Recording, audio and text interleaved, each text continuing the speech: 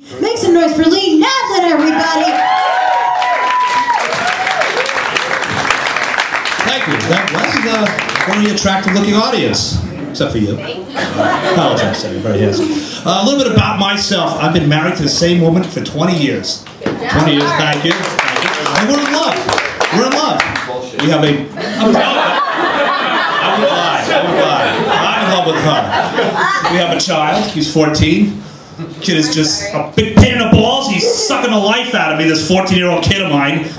At school, the school's calling constantly, right? School's always calling, because he's always getting into trouble. He's always getting into trouble. He's getting suspended. He's getting detentions. He can't learn in school. They're telling me, you gotta do something. I said, I am doing something. I'm sending him to school. That's what I'm doing. For Christ's sakes. And then they're like, well, he's having trouble with biology, and he's having trouble with, sciences, and he's having trouble with math. I'm like, well, I don't do that for a living. That's what you do for a living. Help him. So it's a big pain in the ass of school systems. He loves basketball. All he wants to do is play basketball, but he's not very good. Matter of fact, he's terrible at basketball. I go to the games. I got to sit there with a paper bag on my head in the stands when I'm watching him play. He's taking shots and he's missing shots, and one after the other. He's kicking the ball out of bounds. He's missing the backboard. I'm up there, air ball. He looks at me, fuck you, Dad. Gives me the finger. And the other parents like, why don't you work with him? Why don't you practice with him? Look, I play with him all the time. You kidding me? We play constantly. We played 11. I beat him 11-0 each time. He sucks. I block all his shots. He can't score on me. He can't score on me, this kid. We play horse. I beat him 8-2 8-0 each time. I don't blame those kids. He says he's going to be in the NBA. It's going to be the NBA. I said, no, you're not. I've watched you play. You're not going to be in the NBA. Forget it. Plus, you're too short and you're the wrong color. Forget it. Forget the NBA. Ridiculous. Kid. So my wife and I were talking, well, what do we do? How are we going to make this kid, how are we going to give him an opportunity in life? Maybe we'll send him to boarding school, right? We'll get him out of our hair. We'll send him to boarding school. Maybe they can do something with him. But, he can't pass the entrance exams. We went to every boarding school in the Northeast. Couldn't pass one. So a friend of mine says, well, what about military school? Military school would work. And I'm thinking, well, the kid's got a screw loose, perhaps military school. But then I'm thinking, no, not military school. You know why? Because he'll come back a fascist or something. He'll come back a fascist, my kid. He'll end up being like a dictator in the Middle East. That's what he'll be when he grows up, dictator in the Middle East. I'll run into Mrs. Goldberg from across the street 20 years ago. Oh, hi, Mrs. Goldberg, how are you? Fine. How's your son? Well, he's a surgeon. Beth Israel Hospital right here in New York. What about your son? Well, he's the president of, Iran. He's the guy that tried to blow up Israel. My fault. My fucking fault. A dictator.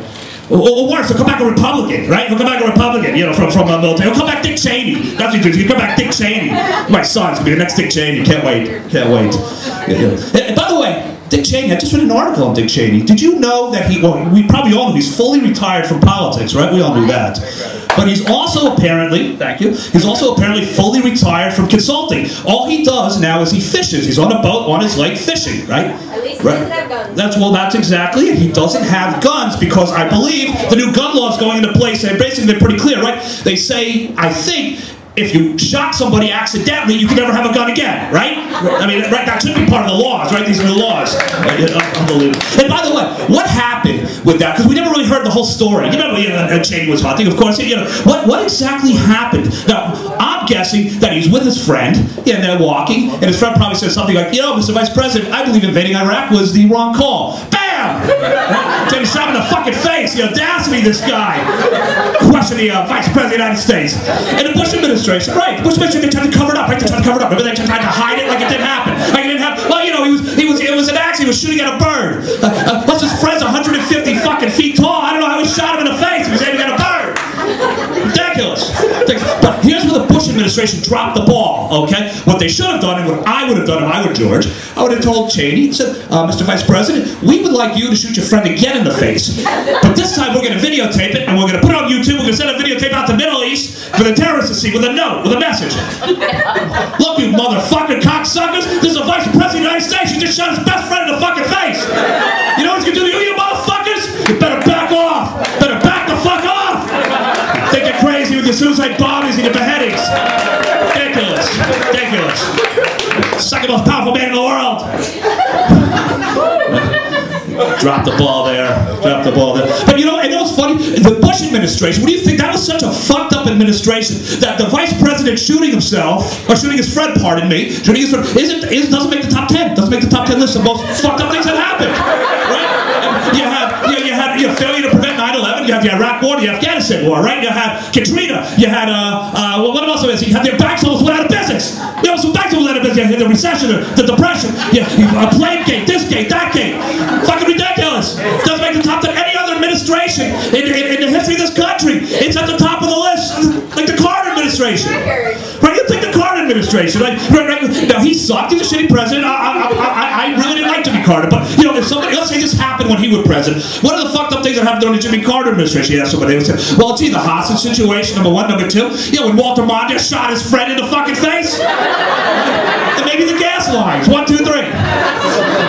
Fucking, I'll tell you, man, Bush administration, a bunch of drama queens, the Bush administration. They really were. You had your nose in everyone's business. You know, what's going on in Iraq? What are they doing over there? I think they're talking about me. Well, like Obama. I mean, yeah, what the fuck?